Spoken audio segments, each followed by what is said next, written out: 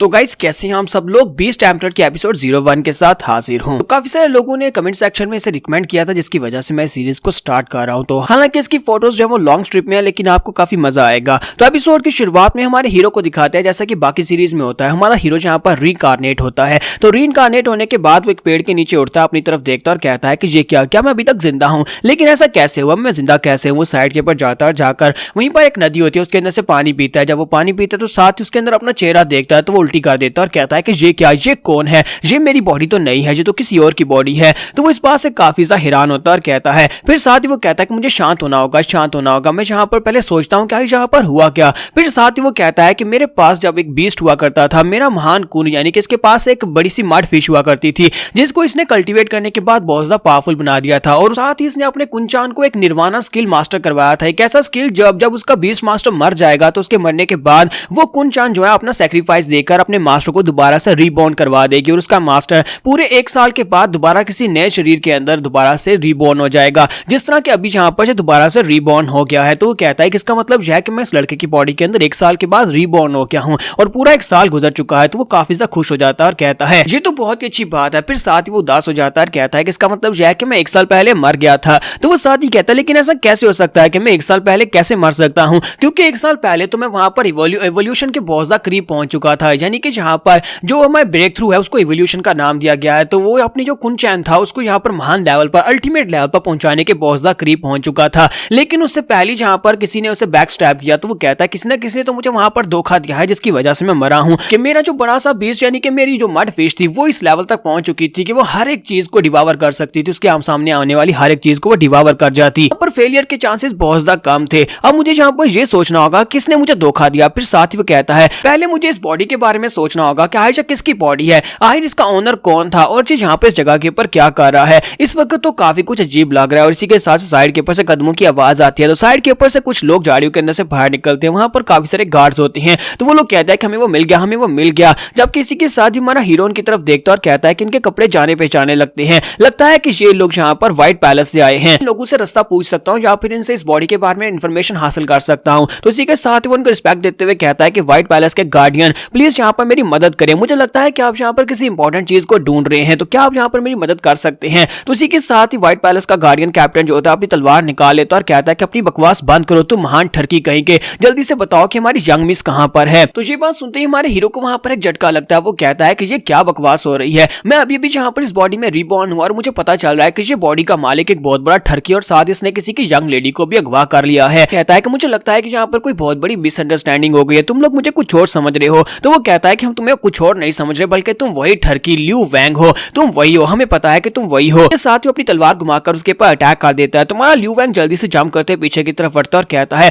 मुझे लगता है कि मुझे यहाँ पर सबसे पहले इनसे बचना होगा, क्योंकि मैं यहाँ पर अकेला इन सभी लोगों को बीट नहीं कर पाऊंगा, और ऊपर से मेरे पास डिमोनिक बीस्ट भी नहीं है। फिर साथ ही वो अपनी बॉडी की तरफ देखता और कहता है कि मुझे लगता है कि इस ओरिजिनल बॉडी के मालिक के पास इस वक्त 2 डिमोनिक बीस्ट हैं, तो चलो इन्हीं को यूज करके देखते हैं। तो वो कहता है मुझे माफ करना, मुझे यहाँ पर अपने डिमोनिक बीस्ट को यूज करना पड़ेगा। जबकि वो सभी लोग जो होते हैं वो और भी ज्यादा चौकन्ने हो जाते हैं और कहता है कि अपने डिमोनिक बीस्ट को बुलाने वाला है। और इसी के साथ ही हमारा ल्यू वैंग जो होता है अपने पास से दोनों डिमोनिक बीस्ट को बाहर निकालता है। सबसे पहले वाले को निकालता और कहता है कि मुझे लगता है कि इसके पास जो भी डिमोनिक बीस्ट होगा वो काफी ज्यादा स्पेशल होगा। और जैसे वो वहां पर डिमोनिक बीस्ट को रिलीज कर रहा था, वो शेप ले रहा था, तो वो कहता है कि इसे देखकर लगता है कि ये एक वाइल्ड बीस्ट और बहुत ज्यादा पावरफुल हो सकता है। हालांकि साइज काफी ज्यादा छोटा है, लेकिन मैं इसको यूज कर सकता हूं, क्योंकि मैं अपनी पुरानी लाइफ में एक महान बीस्ट मास्टर रह चुका हूं, एक बीस्ट एम्परर रह चुका हूं, तो मैं बड़ी आसानी से इसको टेम कर पाऊंगा। लेकिन जैसे ही वहां पर वो बीस्ट अपीयर होता है, तो वो सभी लोग आगे से हंसना शुरू कर देते हैं, क्योंकि वो एक छोटा सा डॉगी होता है। और इसी के साथ ही वो डॉगी जो होता है वो भागता हुआ ल्यू वैंग की तरफ आगे बढ़ता है, जाकर उसकी टांग के साथ जाकर आगे पीछे होना शुरू हो जाता है। और आपको पता है कि वो यहाँ पर क्या कर रहा है, क्योंकि इसका डॉगी भी इसी की तरह बहुत बड़ा ठरकी है। तो ल्यू वैंग कहता है कि यहाँ पर क्या बकवास हो रही है, मुझे तो लगा था कि यहाँ पर इस बॉडी के ऊपर गलत इल्जाम लगाया जा रहा है कि ये ठरकी है, लेकिन इसका तो कुत्ता भी ठरकी है, यानी कि इसका बीस भी बिल्कुल उसी के जैसे ठरकी निकला।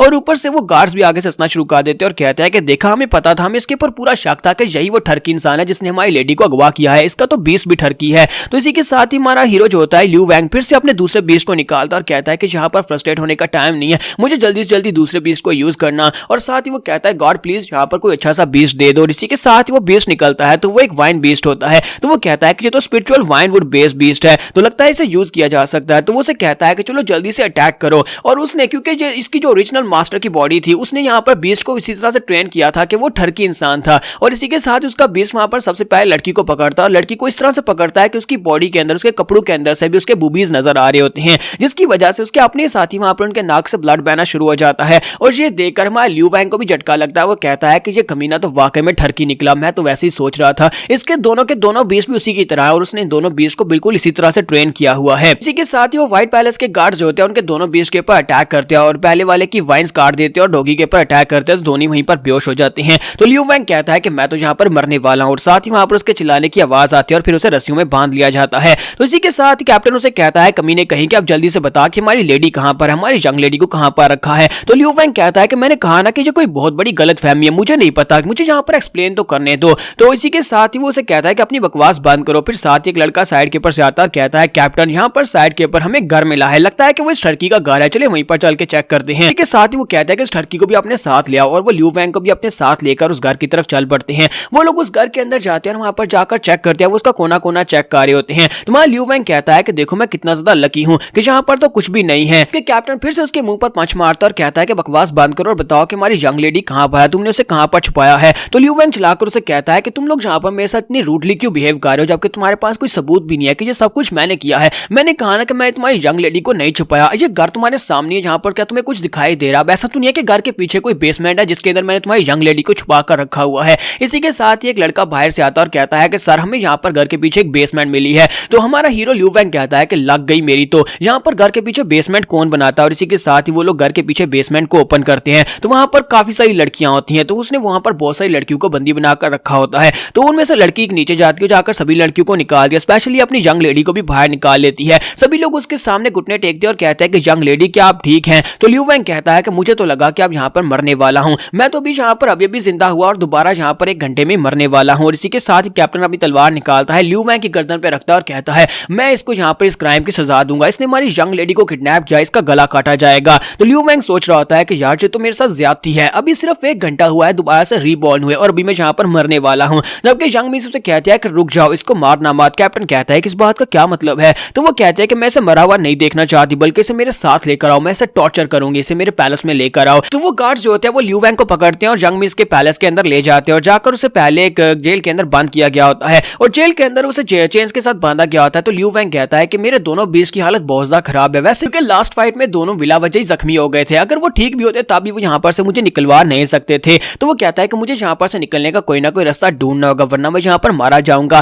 फिर साथ ही दरवाजा खुलता है और वहां पर से गार्ड अंदर आता है। कैप्टन उसे कहता है कि हमारी मास्टर ने तुम्हें बुलाया है और इसी के साथ ही उसे अपने साथ लेकर वहां पर से पैलेस के रूम की तरफ चल पड़ता है। जबकि लियू वैंग उसे कहता है कि तुम मुझे कहां पर लेकर जा रहे हो, बताओ तो सही, कौन सी जगह के ऊपर जाकर मुझे मारने वाले हो? तो वो कहता है कि अपना मुंह बंद करो, चुपचाप मेरे साथ चलते रहो। और इसी के साथ ही वो उसे एक मेन रूम के बाहर लेकर जाता है और उसे कहता है कि यहीं पर रुको और उसके बाद लेडी जब बुलाएंगी तब अंदर जाना। और इसी के साथ ही वो उसे अंदर भेज देता है और कहता है कि अब जल्दी से अंदर चले जाओ। अंदर जाने के बाद वहां पर काफी सारा अंधेरा होता है। तो इसी के साथ ही वहां पर यंग लेडी सामने बैठी होती है, वो उसके लिए मोमबत्ती जलाती है और उसे कहती है ठरकी कहीं के तुम कैसे हो? तो हमारा लियू वैंग उसे कहता है कि तुम यहाँ पर मुझसे क्या करवाना चाहती हो, क्या तुम मुझे टॉर्चर करना चाहती हो? तो वो उसे कहती है कि तुम्हें पता है कि मैंने तुम्हें जान से क्यों नहीं मारा, उस वक्त मैं गार्ड से तुम्हें मरवा सकती थी। तो लियू वैंग कहता है कि मुझे लगता है कि तुम बहुत ज्यादा जेनरस लेडी हो और तुम यहाँ पर इस छोटी सी गलती की वजह से मुझे माफ कर दोगी और मुझे यहाँ से जाने दोगी। तो वो कहती है कि नहीं, ऐसा बिल्कुल भी नहीं है लियू वैंग, तुमने यहाँ पर मेरे ऊपर हाथ डालने की कोशिश की, अगर तुमने मेरे पानी के अंदर पॉइजन नहीं मिलाया होता तो फिर मैं कभी भी यहाँ पर बेहोश नहीं होती, तुम्हारे उस पॉइजन की वजह से मैं बेहोश हुई जिसकी वजह से तुम मुझे टच कर पाए हो। तुम्हारा लियू वैंग उसे कहता है कि मुझे लगता है कि तुम्हें यहाँ पर बहुत बड़ी गलतफहमी हुई है, ऐसा वैसे कुछ भी नहीं है। इसी के साथ ही यंग लेडी काफी ज्यादा गुस्सा हो जाती है और कहती है कि आज से पहले किसी ने मुझे इतनी बुरी तरह से ट्रीट नहीं किया और ना ही किसी ने मुझे हाथ लगाया है, अगर मैं यहाँ पर तुम्हें सिंपली जान से मार डालूंगी तो मेरे गुस्से को शांत करने के लिए इतना काफी नहीं रहेगा, इसी वजह से मैं यहाँ पर तुम्हें हमेशा के लिए इसी फोर्ट्रेस में रखना चाहती हूँ। आज के बाद से तुम यहीं पर इस जगह पर रहोगे और मेरे गुलाम बनकर रहोगे। तो यहाँ पर हम लोग अपनी एपिसोड 01 का एंड करेंगे और नेक्स्ट एपिसोड में देखेंगे कि हमारा लियू वैंग यहाँ पर इस लड़की यानी यंग लेडी के हाथ से कैसे बचकर निकल पाएगा। इसी के साथ इसकी 2 और एपिसोड्स अपलोड करूंगा और तीनों एपिसोड्स देखने के बाद आप लोग फैसला करना कि सीरीज जो है वो देखने लायक है या नहीं। और तीसरी एपिसोड के ऊपर जितने ज्यादा लाइक्स होंगे उसी के साथ मुझे पता चलेगा कि भाई आपको पसंद आई है।